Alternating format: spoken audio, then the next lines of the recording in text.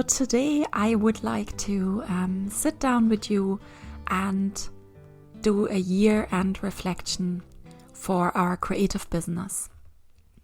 Because I don't know about you, but I always seem to keep going and creating things, and I often forget to pause and reflect and just look back over all the things that I've already accomplished and everything I've already done.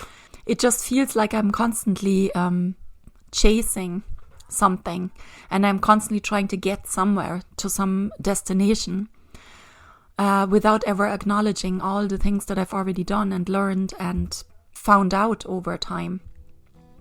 I invite you to join me today, and I have a few journaling prompts again, of course.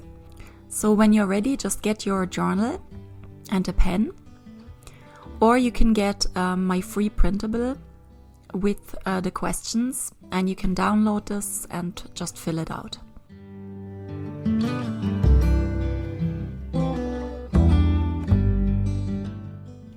So first of all, just to remind you, the reason for reflection is that it's really good to acknowledge your growth and progress and identify all the lessons that you learned throughout the year. And very important that you celebrate all your wins and don't just move on from it and forget about everything you did. And then also it helps to clarify your vision for the future and for the next year.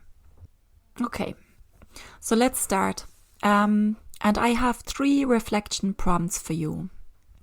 Number 1, what are 3 accomplishments you're proud of this year? And how did they impact your business, creativity, or life? So if you look back over the whole year, which things are you really proud of? Maybe go through the different seasons of the year, think back all the things that you tried and that you did. Okay, and because I'm doing this with you, I want to tell you one of the things that I'm going to write down here.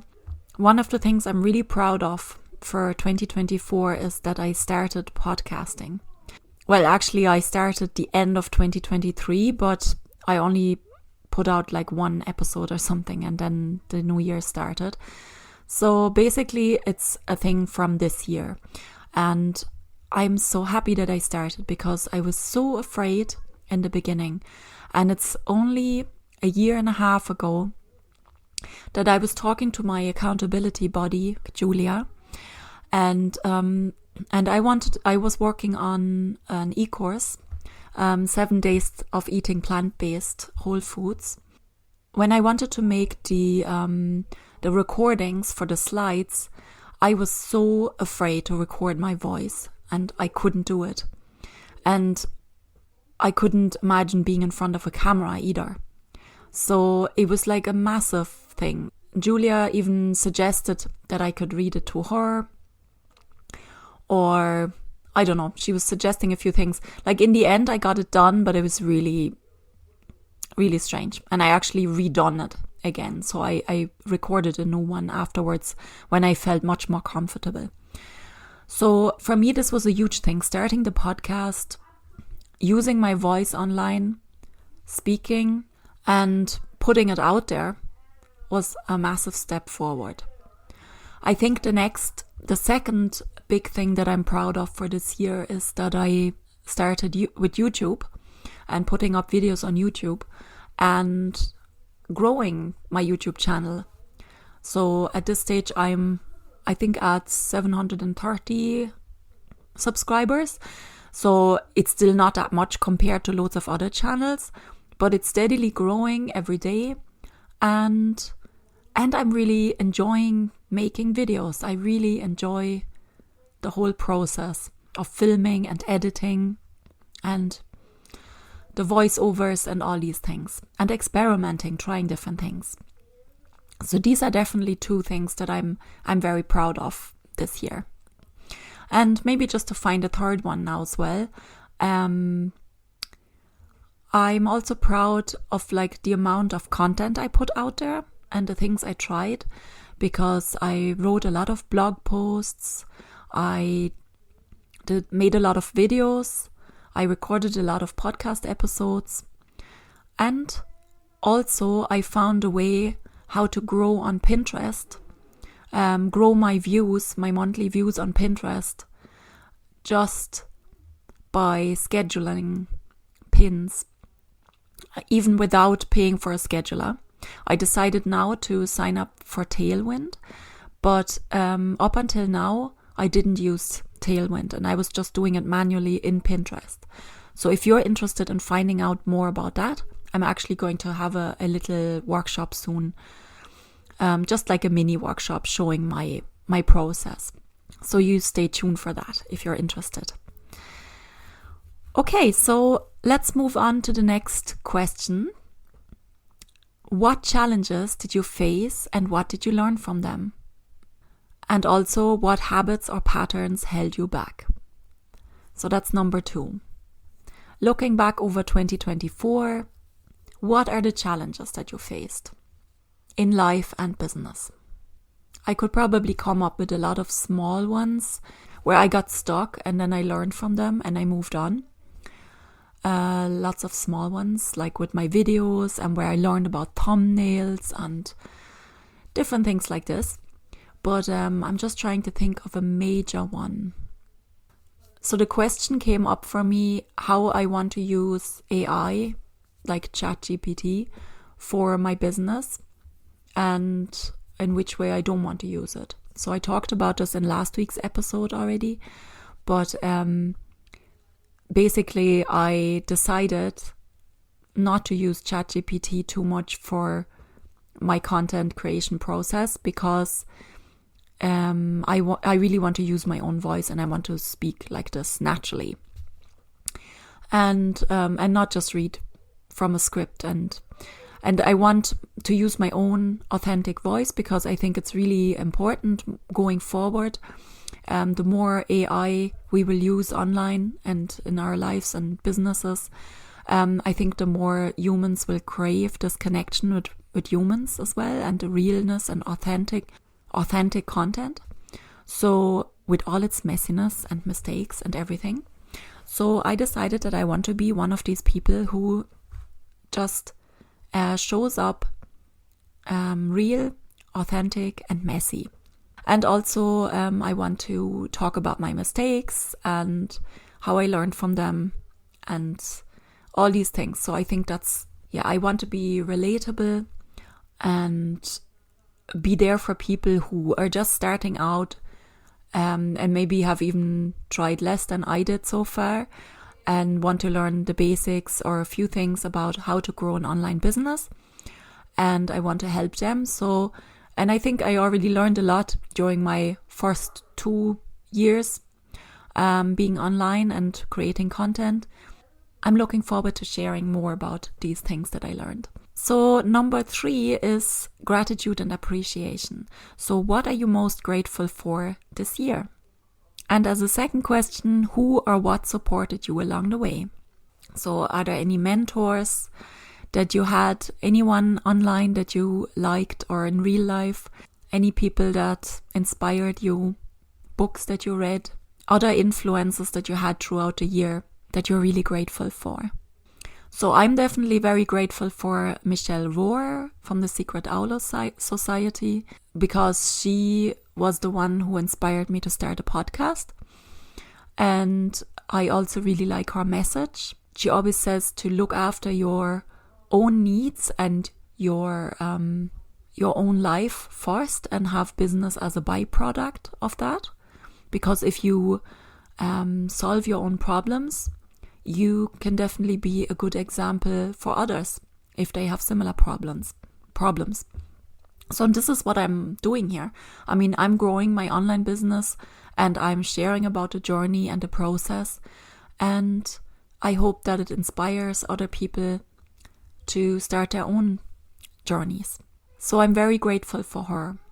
Another thing I'm grateful for is that I had the time and space this year to really experiment and try many different things online, to have all my equipment, my phone, my camera, my laptop, even though there's simple equipment, it's nothing fancy, but I'm really grateful to have all these things and to be able to try lots of things. All my art materials, I'm grateful for that. I'm grateful for my family who supported me all through the year. My partner who is the main breadwinner still at the moment and earns the money for us to live and to live like we do. I'm very grateful for him. I'm grateful for my children and my daughter who always likes and comments on every video that I make, and which is really nice every time when something comes out. So I'm really grateful for all the support I got throughout the year. How about you? What are the things that you are grateful for this year? And now we can move on from our reflection and look into the future. 2025. You can do a bit more journaling around your intentions as well if you like, to really clarify how you want to go forward. What's one thing you would like to improve or let go of in the new year? Is there anything? Any one thing that you would like to focus on? For me, it's definitely making more workshops and getting used to doing live workshops as well, because I think that's the next stumbling block for me. I am able to speak online now, make videos, all these things, and record myself, but I haven't done anything live yet, and that's something I would love to do next. So offer a few workshops next year where I show up live and talk to people and really connect to people in this way. The next question, what's one area of your business you would like to grow? So I definitely want to keep growing Pinterest, because I found that Pinterest is great for traffic to my blog. It's really one of the best things. It has taken off this winter again, so that's great. And another one I definitely want to grow is my YouTube channel, because I'm enjoying it so much. And I think I would even do this if it wasn't so good for business and traffic, because I just really like making videos. So I want to just keep going with that anyway. And then the last question, what's one habit or practice you want to cultivate? Is there anything you would like to do in the next year? Any new habit that you would like to try and focus on that helps your business to grow? Because you can be in so many places at once, but it's good to focus and be clear about what you want to do, so you don't try to do everything. And you can always add more layers in the years to come. But what's one habit you would like to practice? For me, this is creating from flow, because I notice that if I have an idea and I create something straight away from the idea and from the inspiration, there's much more energy behind it, and it's much more enjoyable, and it actually lifts me up. I feel alive afterwards. And I think it's also my best content if I do this. So I want to really keep this new habit up of creating from flow, inspired action. So, and if you would like, if you have some extra time now and you'd like to do some more journaling, I encourage you to write a vision for your ideal next year. So what would your year look like if you accomplished your goals? What would your ideal 2025 look like? So I hope you will take some time this week to do this reflection practice. All you need is your journal and the prompts and the worksheet if you'd like. You can download it, and then just sit down and take 15-20 minutes, light a candle, put on some nice music if you want, make a tea, and just really celebrate this year and think about the year ahead of you. And remember to focus on growth and not perfection. So don't use this exercise to beat yourself up for all the things that you haven't accomplished or haven't done yet. Just really try and focus on the things that you did accomplish and celebrate even the small wins. Every small win, every step along the way. Okay, I hope you enjoyed this practice today, and let me know in the comments if you enjoyed this and what your goals for next year are, what you're most grateful for from this year. Remember to tune in next week again for the next episode. Thanks very much for listening. Talk to you soon. Bye.